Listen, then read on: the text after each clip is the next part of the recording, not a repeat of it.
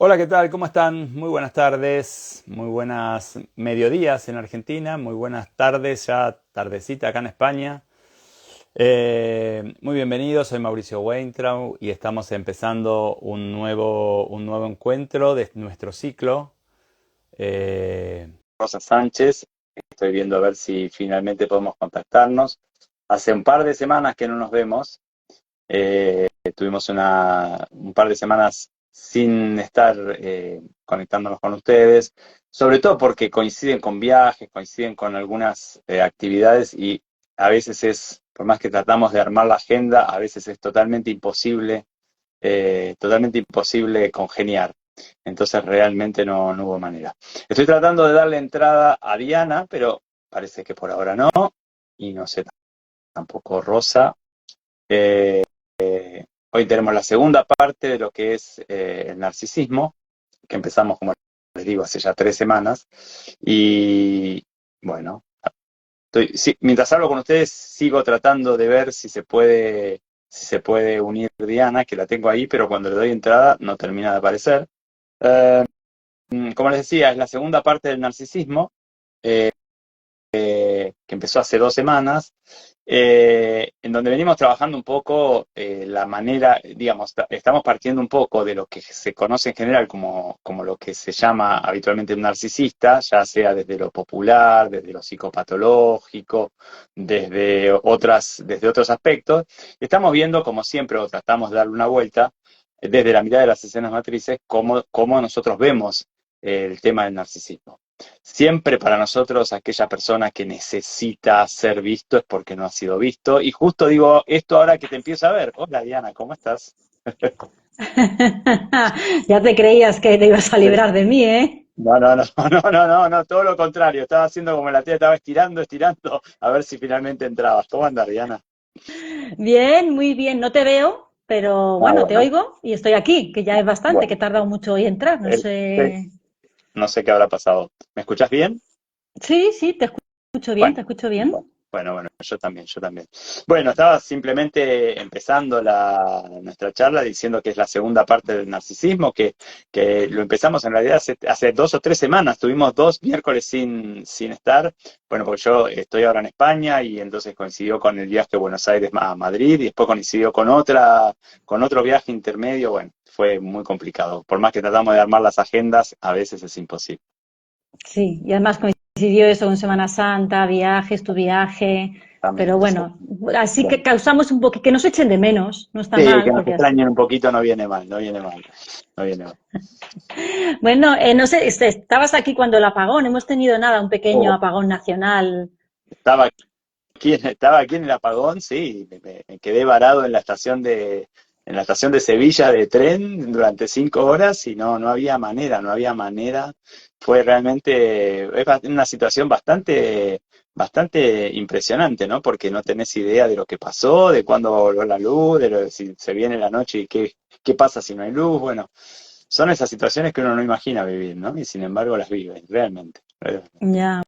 Bueno, siento mucho que pasaras esto. Bien. Al menos nosotros por lo menos estábamos en casa sin luz, jugando a las cartas a la luz de las velas, pero siento mucho que tú te quedaras por ahí Bueno, perdido. Alguien te hubiera acogido, sí, Mauricio. sí, Ya sí. conoces gente de No, no, todas no, partes. no, tuve queridos amigos acá en Sevilla que enseguida me mandaron mensaje. Cuando consiguió llegar el mensaje, ahí me di cuenta que sí, que estaban preocupados, así que se los agradezco un montón.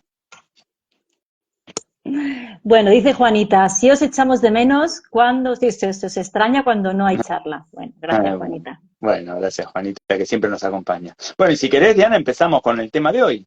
Vamos porque no nos da tiempo. Hoy ya es que pierdo la esperanza completamente. No nos da tiempo. Mm, ujú. Entonces, venga, me pongo, como ya hicimos la introducción en la primera charla, aunque hace un par de semanas, pero ya has recordado tú un poquillo lo que era para nosotros el narcisismo, me pongo con la pregunta de Marisa, ¿vale? Sí, sí. Que va directa al grano. Pregunta de Marisa. Mi madre fue diagnosticada con trastorno narcisista de la personalidad a raíz de una depresión que sufrió cuando yo era joven.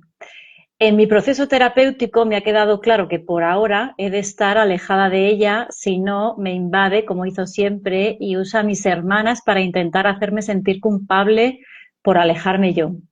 Siento mucha tristeza por esta situación, también enfado de tener que haber vivido esto en la infancia, especialmente por la mala relación que ha creado entre mis 4 hermanas. Tengo curiosidad. ¿Hay algo del vínculo de los hijos con una madre narcisista que impide luego una relación sana entre nosotras como hermanas? Ujú. El tema que toca, ¿no? Marisa toca el tema de los hermanos, que hay como varios temas a la vez acá, ¿no? Digo, pero Marisa toca el tema de los hermanos, que es, bueno, es como para darle un par de charlas, ¿no? El tema de los hermanos, no me acuerdo si hicimos charlas del tema de los hermanos, pero es un súper tema. Por supuesto que cuando los hermanos no pueden tener una relación de hermanos, siempre están los padres metidos en el medio. De una manera u otra, siempre están los padres metidos en el medio. Digo, cuando yo no puedo sentirme cerca de mi hermano, y ahora voy a hacer una distinción entre qué es sentirme cerca y qué es tener buena relación, pues no es lo mismo. Pero digo, cuando yo me siento sistemáticamente superior o inferior a mi hermano, no puedo sentirme par de mi hermano, y quizás a mi hermano le pasa otro tanto, evidentemente los dos estamos jugando los roles que nos dieron y no nos podemos vincular. Eh, y el sentirse cerca del hermano es una tarea individual. Después vemos si el otro también hace su parte y podemos además tener un vínculo más o menos cercano.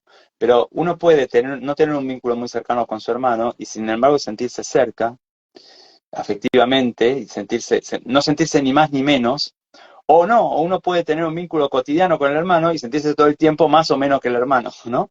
Digo, sentirse cerca es un lugar interior, ¿no? Y sentirse lejos también. Entonces, cuando los hermanos no son respetados en tanto hermanos, por supuesto que esto empieza por los padres, y si los hermanos continúan en esa dinámica, obviamente uno diría, se pelean entre ellos para no pelearse con los padres. O se pelean entre ellos para no poner el enojo donde corresponde, ¿no? Eh, Entendiendo esto, por supuesto que, como dice Marisa, una madre o un padre que tiene estos rasgos narcisistas, más allá de si es diagnosticado o no es diagnosticado, ese es otro problema, ¿no? Pero digo, evidentemente, una madre o un padre que tiene estos rasgos narcisistas, por supuesto que invierte el vínculo, porque en realidad el vínculo de los padres hacia los hijos es que nosotros estamos mirando a los hijos para ayudarlos, para acompañarlos, para no invadirlos. Estamos mirando la necesidad de los hijos y a medida que los hijos crecen, volvemos a a nuestras propias necesidades y es una manera también de que ellos puedan irse. Si tengo rasgos narcisistas, invierto el vínculo. Le pido a mis hijos que me miren a mí. Entonces me muestro siempre fuerte, o siempre débil, o siempre víctima, o siempre poderoso, o siempre impotente. Digo, me muestro de mil maneras para que mis hijos terminen mirándome a mí, y por supuesto esto afecta a mis hijos, por supuesto que sí. De hecho, a veces se ve en las sesiones, ¿no? Cuando alguien viene con una relación muy mala, pero llamativamente mala con uno o varios hermanos, pero y pregunta, ¿ves los padres? No, los padres bien. Guau, luego a los meses, al tiempo, porque es como un grito desesperado, ¿no? De me llevo mal con mi hermano, Tal cual. pero no, mamá y papá. Entonces al tiempo sale, y yo siempre digo, el vínculo como de hermanos viene de los padres, es como que cae de arriba abajo. O sea, también te enseñan a ser hermano tus padres, ¿no? Cómo se tratan ellos, cómo te tratan a ti, cómo se tratan con sus propios hermanos, cómo se tratan con sus propios pares. ¿Cómo dividen los vínculos? Cómo dividen los roles? Vos sos el inteligente, vos sos no sé, el lindo, vos sos el social, ¿no? Vos sos el tonto. ¿Cómo dividen los roles? Y cómo los hijos, y esto es lo interesante, ¿no? Muchas veces, aunque los hijos seamos grandes, 30, 40, 50 años, o sea, ya no somos hijos, somos solo hijos biológicos, muchas veces nos peleamos para ver quién es mejor hijo, quién le ¿quién cuida más a mamá o a papá? ¿Quién pone más? ¿Quién pone menos?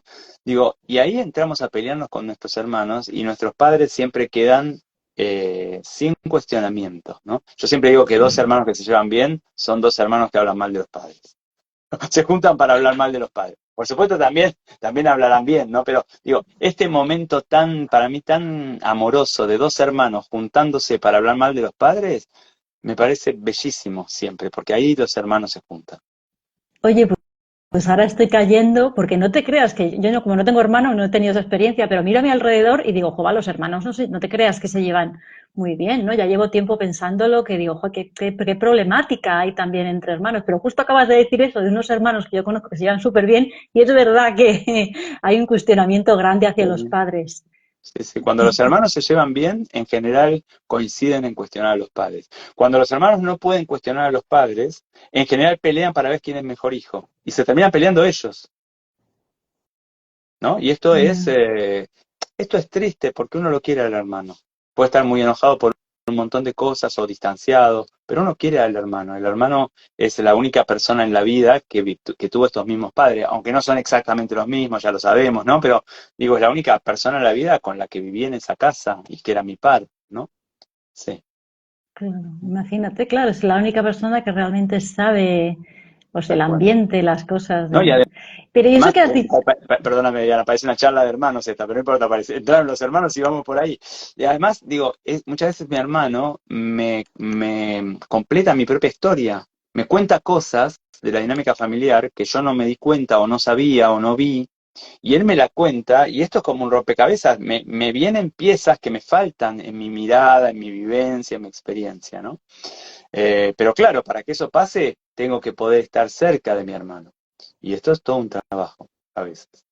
Bueno, qué bien que estamos hablando de esto, Sí, porque es verdad que no habíamos tratado mucho el tema de los sí. hermanos y que tiene mucho peso. Pero aquí hay otra pregunta que viene a colación de la de Marisa, que Ujú. dice, ¿qué pasa cuando uno de los hermanos en este vínculo que hacen los padres narcisistas con el hijo como objeto, ¿no? ¿Qué pasa cuando uno de los hermanos es tomado como el aliado, el preferido, tal, tal, tal, y del progenitor narcisista y el otro como el chivo expiatorio? O sea, el que tiene la culpa de todo Sí, y el que está conmigo, que me nutre, que sí que me da lo que sí. sea que yo le pido. Eh, Pasa que sufren los dos hijos. No hay peor lugar para los hijos que cualquiera de esos dos. O sea, el hijo que es el preferido, el que hace todo bien, el que no tiene errores, el que está siempre cerca de mamá, el que me entiende, o de papá, ¿no? El que me entiende, ese lleva una carga tremenda porque nunca puede rebelarse, nunca puede, ¿no? Después le va a costar mucho en sus vínculos si no lo trabaja, decir que no, le va a costar mucho que el otro haya partes de él que no sean queridas, o sea, va a tratar todo el tiempo de que el otro piense siempre lo mejor, o sea, va a haber un desgaste enorme energético en eso si no lo puede trabajar, ¿no? Si sigue en el mismo rol de ser el preferido. Y por otro lado, el otro hijo, el que es el chivo expiatorio, que siempre tiene la culpa, que siempre hace todo mal, ¿no? Que siempre es señalado como el que menos, le va a costar muchísimo lo contrario, ¿no? Reconocer sus virtudes, aceptar el amor de los demás, reconocer los logros, reconocer los méritos que él tiene, reconocer su potencia, a menos, por supuesto, que lo trabaje. O sea, cuando los roles, las etiquetas están puestas de una manera tan rígidas, la persona se pierde la mitad de su ser, ¿no? Cada vez que yo siento una etiqueta rígida en mí, me estoy perdiendo la otra, el contrario, que también soy yo. También hay una parte mía que es como mi hermano. Seguimos los hermanos. Este es el gran aprendizaje, es que mi hermano es mi negativo. Sobre todo si estoy muy peleado, mi hermano es aquello mío que yo no acepto de mí. Y ahí se completa algo cuando le puedo dar ese lugar, ¿no? A mi hermano. Mm. Bueno, sabes que sigo trabajando en mi teoría del niño bueno Mm, y lo has mencionado perfectamente. Es como el que es muy buen hijo, orgulloso de ser muy buen hijo, muy cuidador de los padres, muy el aliado, muy esta tal figura cual. que por lo que sea, yo tengo varios en mi vida personal y en mi vida profesional. Y claro, luego en el trabajo también se quedan los últimos, son los mejores para el jefe, los más responsables, los que llevan al compañero a casa, Tal luego en cual. sus parejas están encorsetados, no quieren que les vean las costuras, Tal cual. incluso por la calle son los que paran en los semáforos, los que no se pueden Ujú. enfadar, es que hay todo hay Sí. todo un aspecto psíquico que de ser buen hijo Ah, a ser buena es, persona es que es diferente. Tú tienes que ser buena persona siendo tú mismo y pudiéndote enfadar es que, perfectamente o decir lo que... es que ser buen hijo es atrapante, es aprisionador. Ser buen hijo implica que soy siempre hijo. Y ser hijo es estar en función de otro. O sea, ser hijo, porque fíjense interesante, ser adulto no implica un otro. Ser hijo implica un otro. ¿no? Entonces, cuando yo soy hijo, como cuando mi identidad es ser hijo, independientemente de la edad que tenga, estoy en función del otro. Y entonces pasa esto que vos decís, todo esto que vos dijiste, y también pasa justo lo contrario. Puede ser también que la persona no soporte los fracasos que todos tenemos. O sea, siempre tenga que estar en ese lugar, ¿no? Y acá quizás aparece el narcisista, ¿no? Siempre tiene que estar en ese lugar de ser todo perfecto, de que nadie pueda decir nada malo de él, ¿no? Siempre tiene que ser, tiene que estar en ese lugar de hiperexigencia, en donde la vida es agotadora, ¿no? Es que ser hijo es agotador para un adulto, ¿no? Es seguir sosteniendo algo que ya terminó. Sí, es tremendo, es tremendo. Bueno, nos pregunta Bea, otra cosita. Mi padre era narcisista, padres y madres narcisistas, tenemos a tope. Sí, Mi padre era narcisista y yo siempre me he sentido algo evitativa en las relaciones de pareja. Me ha costado abrirme, confiar. No he tenido relaciones largas ni he hecho una familia propia. Ahora intuyo que hay algo que tiene que ver con un padre que me invadía mucho en mi infancia. Eso puede ser, ¿no? sí, seguramente. Seguramente, digo, cuando uno tiene un padre muy, sí, narcisista en el sentido que está en el centro, que solo importa lo que a mí me importa, y si quiero entrar a tu habitación, entro porque a mí me importa entrar, ¿no? O entrar o opinar sobre tus amigos, o opinar sobre tu novio, ¿no? Digo, por supuesto que uno va desarrollando como hijo un montón de maneras de evitar esto. Y si uno no puede después trabajar, estas maneras me quedan para mis vínculos en la vida adulta. Entonces, una manera de que no me invadan, una manera de que no tenga que estar obligado a mirar al otro y a someterme o a acomodarme alrededor del otro, es no armando vínculos profundos. O sea, dejando los vínculos en una instancia más superficial. Por supuesto que, como decimos nosotros, ¿no? Con los mecanismos de defensa, todas estas maneras uno las honra, ¿no? Porque gracias a estas maneras el nene o la nena consiguen salir de la casa materno-paterna. Pero claro, si después continúan estas maneras en el mundo, por supuesto, esto me impide los vínculos, ¿no? Como es la imagen del traje de astronauta, que cuando estoy en la luna me sirve para sobrevivir, pero si voy con el traje de astronauta en la Tierra, no me puedo vincular con nadie, ¿no? Y soy torpe para todos los movimientos. Mm. Piel de gato, que le llamamos Sí, nosotros a veces. sí, sí, claro. Bueno, tengo unas preguntas que nos hemos hecho en un grupo que tenemos, pero han decidido que sean, fíjate cómo son nuestros compañeros, han decidido que sean anónimas, porque ya me lo como yo, lo que venga, Bueno, ¿sabes? bueno, bueno. Bueno, tenemos Así preguntas que, anónimas también, muy bien, me parece muy bien. ya. No, a ver, si yo sé quiénes son, lo que no quieren es que lo diga. Después me decís entonces.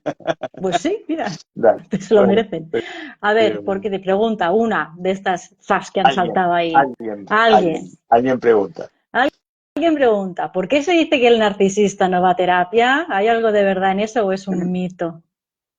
Y en general el narcisista no tiene nada que revisar, ¿no? Digo, el narcisista todo lo sabe, todo lo puede, todo siempre hace las cosas bien. En general el narcisista, digo, para ir a terapia hay que tener una pregunta. Si yo no tengo pregunta, no voy a terapia, porque ya tengo todas las respuestas, ¿no? Digo, si yo no puedo hacerme preguntas y darme cuenta que no me las puedo contestar, bueno, entonces no voy a terapia. Digo, para ir a terapia hace falta sentirse mal y no encontrar la solución, ¿no? Entonces digo, todo esto al narcisista, que insisto, ¿no? Insisto con que narcisista es una manera de nombrar un ser que en mi opinión está tan dañado que no puede ver el daño. O sea, está tan dañado que lo único que hace es armarse un personaje que él mismo se cree, en donde parece que no tiene ningún problema, ¿no? Entonces, claro, el narcisista, por supuesto que no puede preguntarle al otro, porque en cuanto uno pregunta, uno dejó de ser el centro. Cuando uno pregunta al otro, y esto es básicamente un terapeuta, ¿no? En cuanto uno se abre a la opinión del otro sobre la propia vida, bueno, uno acepta que de esto no sabe o no entiende o no le encuentra la vuelta y que hay un otro que quizás sabe más y que me puede ayudar. Esto para el narcisista es imposible, porque todo lugar de cierta apertura muy probablemente le recuerde a esos vínculos en donde estaba abierto y así lo han dañado. Entonces aprendió a cerrarse. Un narcisista es una persona que está completamente cerrada, ¿no? No entra, nadie entra, él es el único, ¿no? No es posible el contacto. Por supuesto que al narcisista le cuesta mucho ir a terapia, por supuesto que sí. Claro, y aparte, em, para, aparte de que no sienten que tienen esa pregunta, pero a veces cuando incluso la intuyen, generalmente están, claro, muy preocupados por una Sí. imagen pública, como muy bien, ¿no? Como muy segura, como muy hecha, como muy... Entonces, claro, lo primero, abrirte a otro, ir a decirle a otro tus cosas que te fallan o que no, pues eso, ellos van con el foco muy hacia Claro, afuera, intentando claro. evitar ver todo lo que les duele. Entonces, cuando Obvio. cambian el foco y encima tienen que dar unas explicaciones de por qué estoy triste, ahí les cuesta muchísimo. Es que a mí me interesa esta mirada del narcisista. Primero, no me gusta mucho llamar al narcisista, porque es una persona que tiene esta característica o este rasgo, ¿no? Pero bueno, lo estamos llamando así para comunicarnos más fácil, ¿no? Pero digo, a mí me gusta esta mirada del narcisista, yo diría, sensible a su dolor, aunque él no sea sensible a su dolor. Lo que no quiere decir que uno quede sometido al narcisista, por supuesto que no, por supuesto que no, ¿no? Pero sensible a su dolor, allí donde él no puede ser sensible, allí donde él arma un personaje de fortaleza y de indestructibilidad, bueno, a mí me gusta la mirada de pobre, no podés aflojarte, ¿no? No podés ser un poquito más poroso, no te podés tranquilizar, no te podés relajar, ¿no? Todo lo tenés que poder. No hay nada más agotador que tener que poderlo todo. Y al narcisista en un punto le pasa esto. Claro, es tan desagradable al trato que uno lo único que siente es que quiere que se calle. Y lo entiendo. Pero acá lo estamos mirando desde otro lugar, ¿no? Acá estamos mirando, tratando de mirar lo más profundo. Al narcisista lo que le pasa es que no puede descansar en nadie.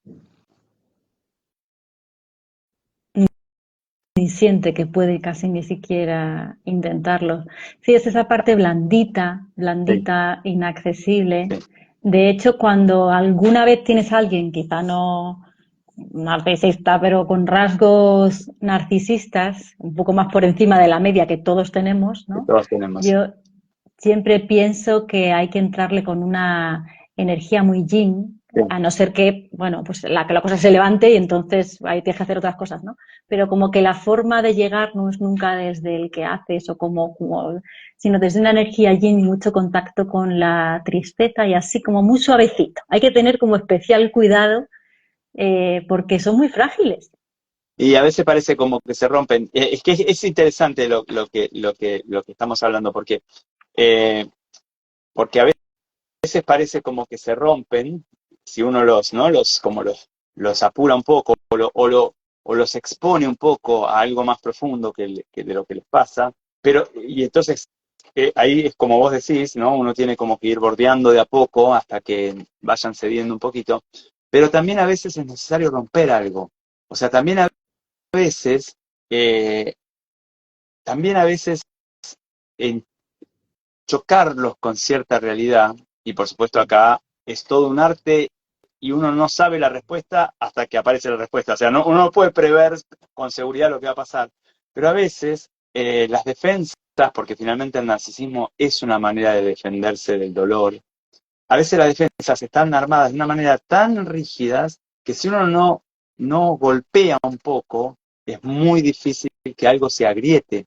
Y si algo no se agrieta, no hay manera de crecer. Esto uno lo ve en los procesos terapéuticos y no solamente con los que tienen rasgos narcisistas, aunque hoy estamos hablando de narcisismo. Digo, uno los ve que en el momento, muchas veces, en el momento en donde apareció la grieta, el paciente se quiere ir, quiere abandonar el espacio. Y tiene un montón de razones, ¿no?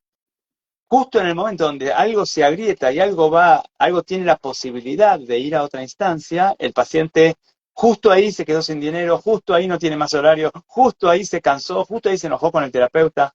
Y bueno, son las defensas que todos tenemos, ¿no? Todos queremos crecer, pero claro, nos duele crecer. Sí, señor. Otra preguntita Dale, anónima. de alguien. De alguien.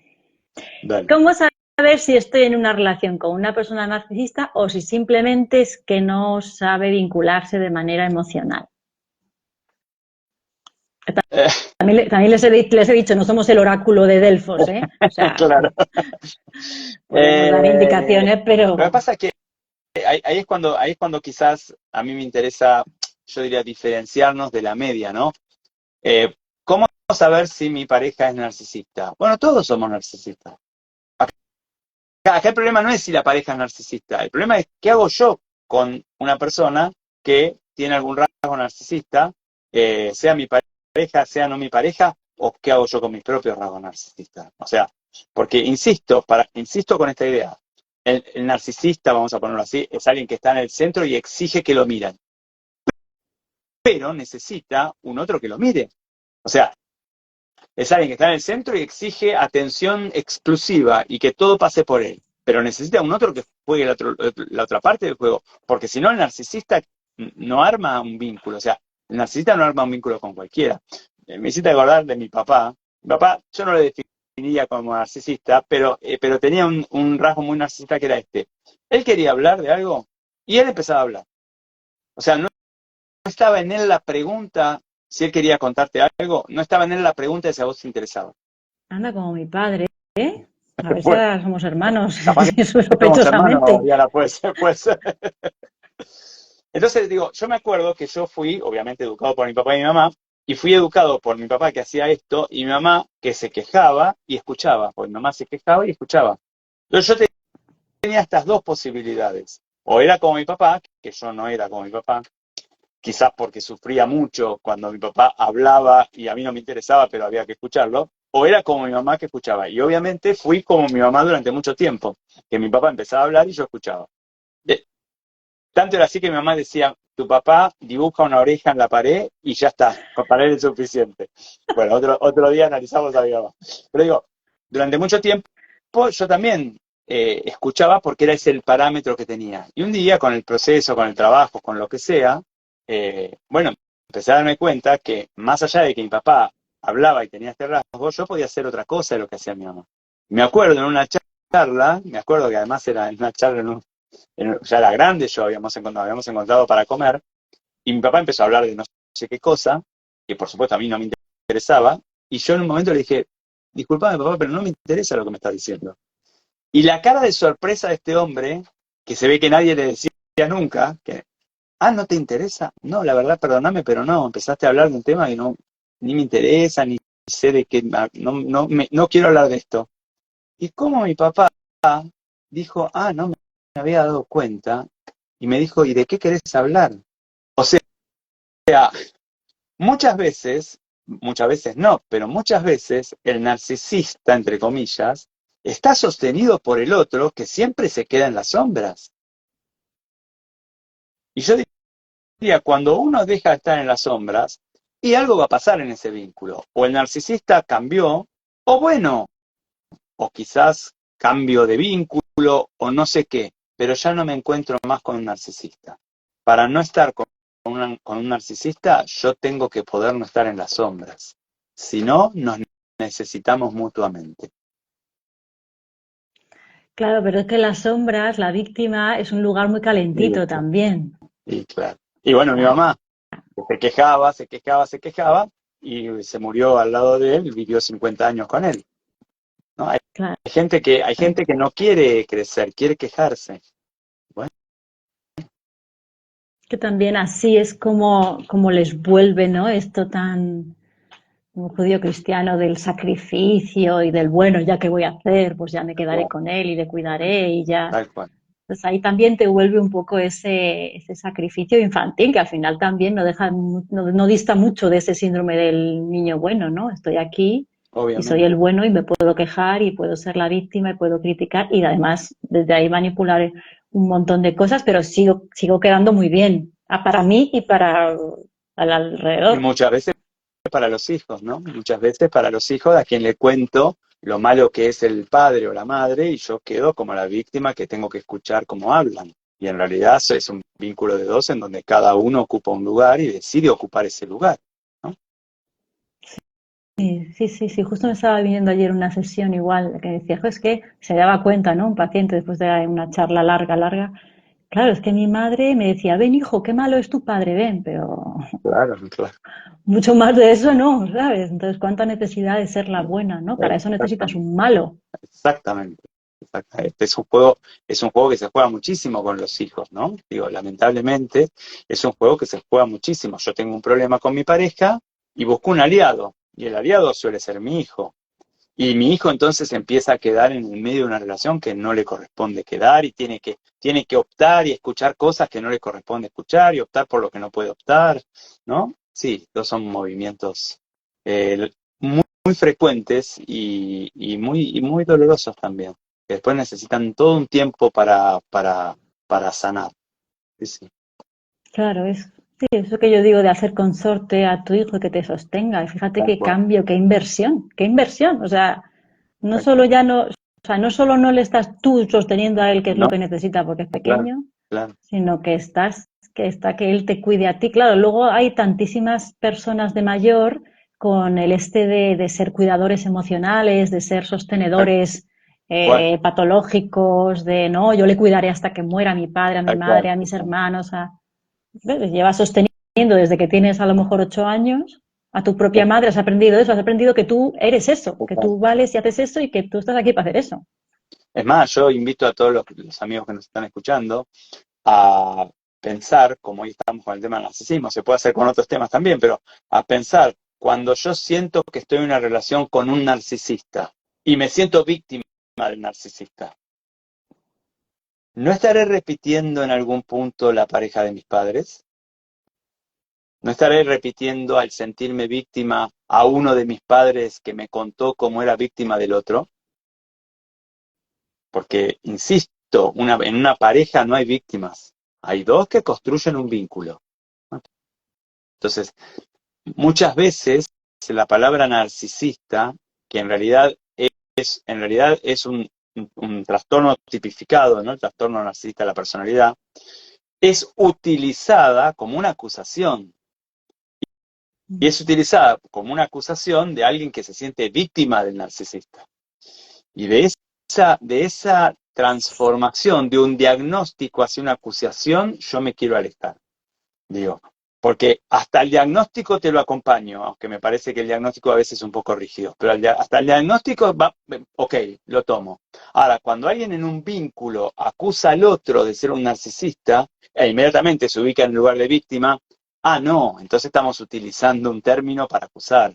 Y no, y la acusación evidentemente es falsa, porque es falso que yo sea víctima. Porque yo puedo irme, pelearme, no escuchar, puedo hacer un montón de cosas. Si hay alguien que está ubicado en el lugar del narcisista, yo estoy ubicado en el lugar de las sombras. Y esta es una decisión mía.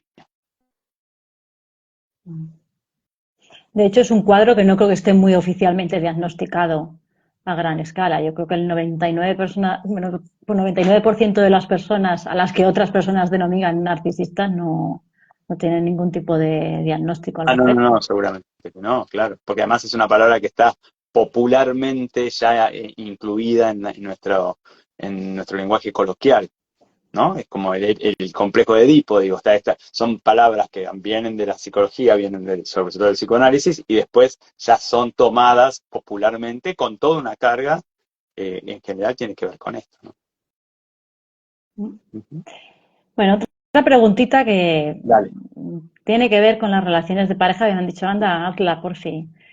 Eh, ¿Es posible o en qué medida es posible construir una relación sana con otra persona sin haber sanado o estar en proceso o estar cuestionando o viendo cosas el vínculo con los padres? ¡Wow! ¡Qué pregunta! Esta sí me gustaría saber quién, me gustaría saber quién es. No, Bueno, pues ahora te lo voy a decir, un- que se es una jorobe. gran, es una gran pregunta, es una gran pregunta. La volví a decir de Diana, así la tomamos tal como está dicha. ¿Es posible construir una relación sana sin haber sanado o estar en ello el vínculo con los padres?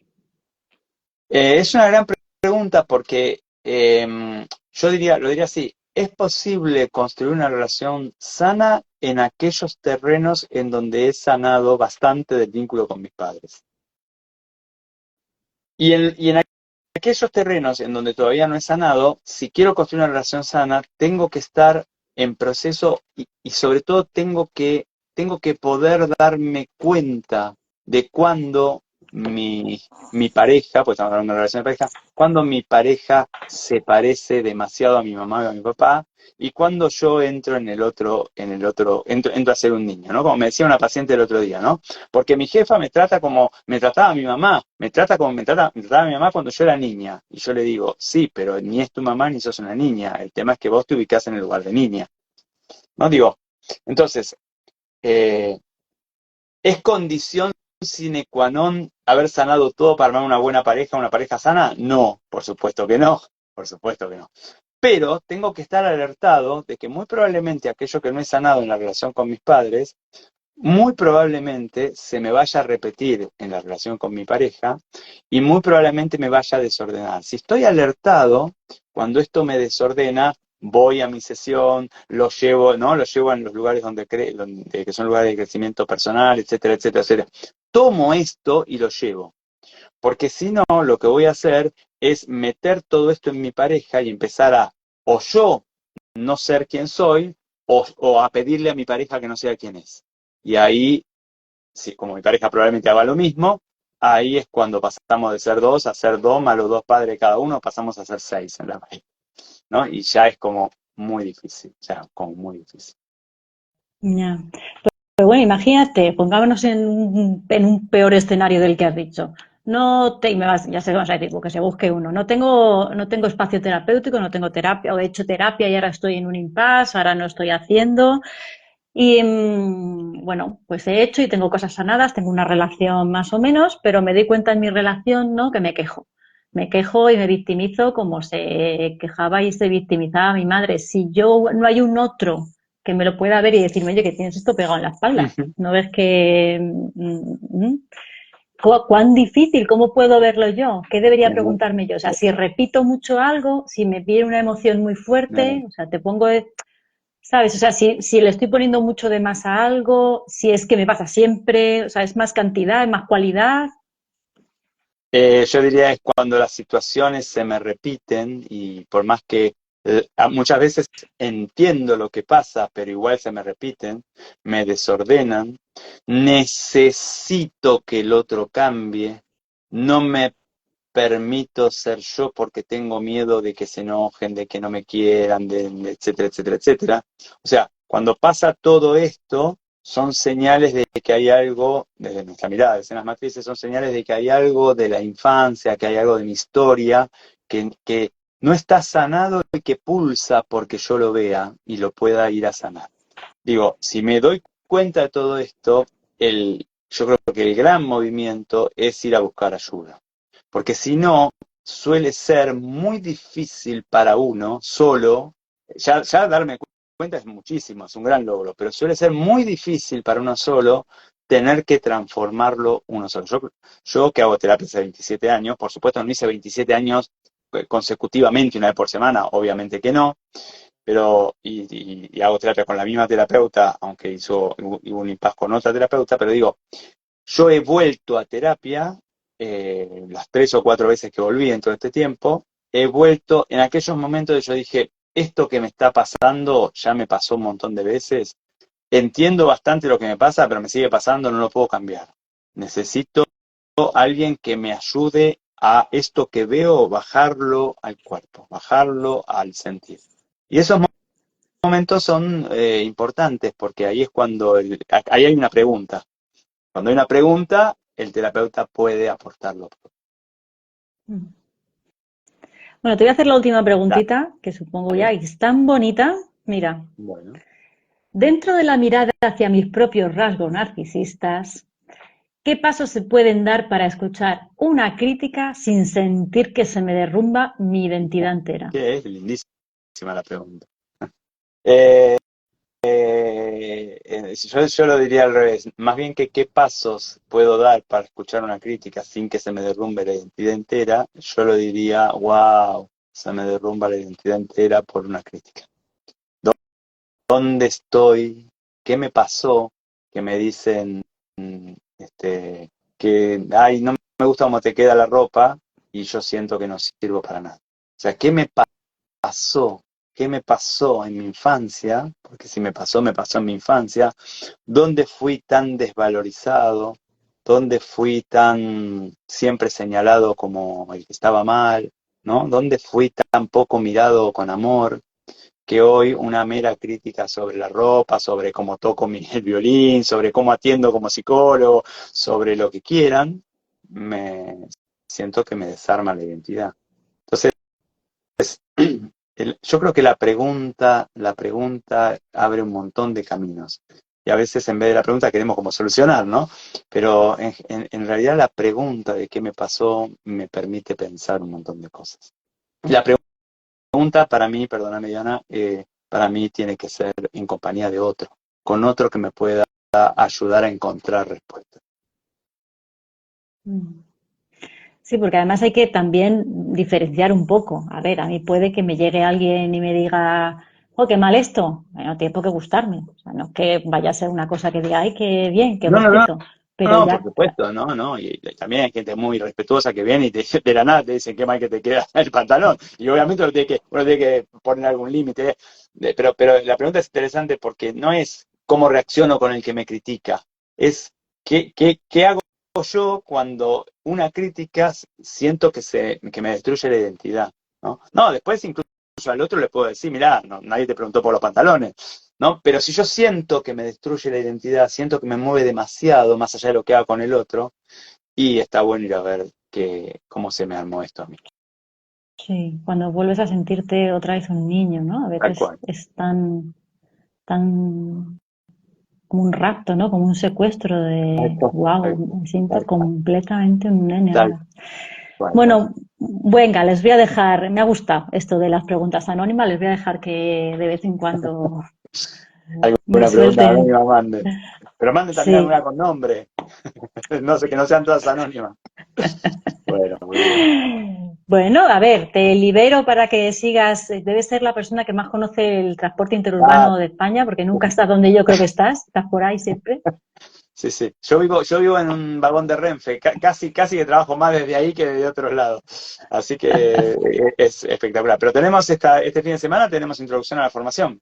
Sí, sí. Por eso te dejo que descanses un par de días, porque sábado y domingo nos encerramos a hacer introducción a la formación en escenas matrices en Madrid, en Lavapiés, y Exacto. aún hay plazas. Si alguien ayudador quiere, bueno, venir a que esto que hablamos, cómo se traduce cuando lo hacemos en sesión y en los talleres. Sí, ayudador incluye obviamente psicólogos, pero no solo psicólogos, médicos, cualquier tipo de terapeuta de todos los órdenes, docentes, ¿no? Toda aquella persona que se sienta atraída por esta mirada y quiera conocer un poco más, sábado de 10 de la mañana a 8:30 de la noche y domingo de 10 de la mañana a 14 horas, este fin de semana, dentro de 3 días, en Madrid vamos a estar. Ujú. ¿Y qué más tenemos? Y adelantamos que el 11 de mayo, domingo por la tarde, tenemos un taller de parejas. ¿Cuánto hace que no haces un taller de parejas aquí? Acá hace un montón que no hago taller de pareja. Sí, sí, sí, sí. Bueno, en Madrid también tenemos taller de pareja, sí. El 11 de mayo, entonces en Madrid tenemos taller de pareja, tal cual. Y el 10 de Y mayo a la mañana tenemos taller de escenas matrices en Barcelona. Y mañana tenemos taller de escenas matrices en Coruña. Y creo que no me falta nada. Y después tenemos talleres de escenas matrices en Buenos Aires a partir del 20 de mayo. Tenemos tres, el 20, el 22 y el otro no me acuerdo ahora. Pero bueno, si nos mandan un mail, enseguida se los decimos. O un mensaje por aquí o por donde ustedes gusten. bueno, y como última petición ya de hoy, seguidnos en Instagram en habitarnos.madrid, que nos hace mucha ilusión que va a ir creciendo en seguidores. Y nos vemos en una semanita, y no me acuerdo qué tema vamos a tomar, pero bueno, No me algo acuerdo. interesante seguramente. Algún tema va a venir. Bueno, gracias, Diana. Un beso grande y Un gracias a beso, todos. cuídate. Abrazos. Chau, Chao. chau. Que pasen bien.